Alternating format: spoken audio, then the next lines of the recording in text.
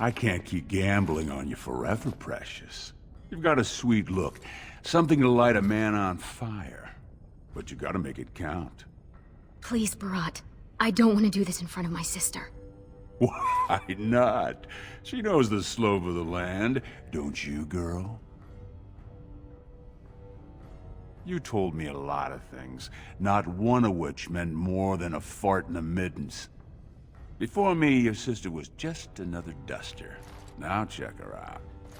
Braids down to here, gold-capped teeth. She can recite elf poetry and play the string harp. Every man's dream. All she's got to do is find a lord to squeeze out some kid who looks like him, and we're all living the easy life in the Diamond Quarter. Please, don't get involved. You know that never goes well. Listen to the kid. She knows the deal you made. She keeps her head down and does whatever jobs I don't want to dirty my fists with. In return, I put out coins so you can doll yourself up and get a belly full of some nobleman's brats. Then you both go free, and I get to join the family and be called my lord for the rest of the little prince's life. That's what everyone likes, a castless with a big mouth. But I didn't come for the joy of your company. I've been looking at my investments, and this one hasn't borne much gold. I'm giving you another week, Precious. If you haven't found a patron, you're back to sweeping streets.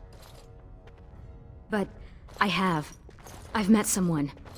That is, I didn't want to promise, but he seemed interested. It's nothing definite, but he said he wanted to see me again. Excuse me if I don't start knitting booties. Until I do, you're the one who's going to keep paying her debts with your service to the Carta. A few do a good job, and you might work your way up to footpad one of these days. Your buddy Lesky's waiting outside. He knows what I'll need from you today. Don't even think about bungling this job. Your whole family's on loose sand with me right now. And I know you don't have anywhere else to turn. I'm sorry you had to see that. And I feel like every time you do, it kills something in you. You were such a loving child.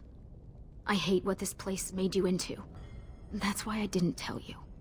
Barat's been warning me ever since 2 of his other girls found patrons at Lord Harrowmont's reception. They've been getting gifts already. Lord Rooston gave Elsie a surface silk gown and she's not even pregnant. Barat's getting impatient. You know the other options.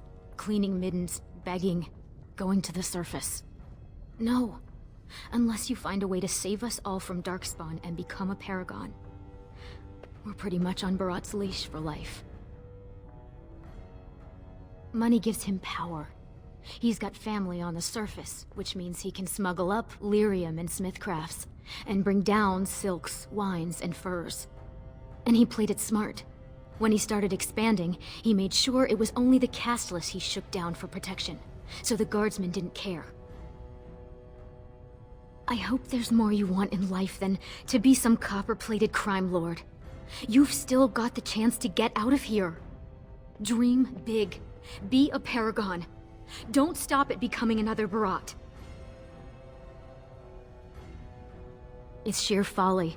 One more way the nobles protect their status. They say casteless soldiers are more danger to each other than to Darkspawn. That it's an insult to the smith to let us touch a fine-made weapon. Truly, they just don't wish to insult the warrior caste by showing that given the same opportunities, we could lead an army just as well. I have little love for the nobles, but they know, more than we ever will, what the Darkspawn have taken from our kind. Every noble I've met has had a brother or a nephew killed in the deep roads. Yet they let their arrogance blind them to the fact that we could help defend the city against the Darkspawn. Perhaps, though the thought of falling to cutthroats or dying of plague is hardly more comforting. But we don't have time for this now. Lesky must be waiting, and Barat won't like it if I'm late for my appointment. Stay out of trouble. I'll see you tonight.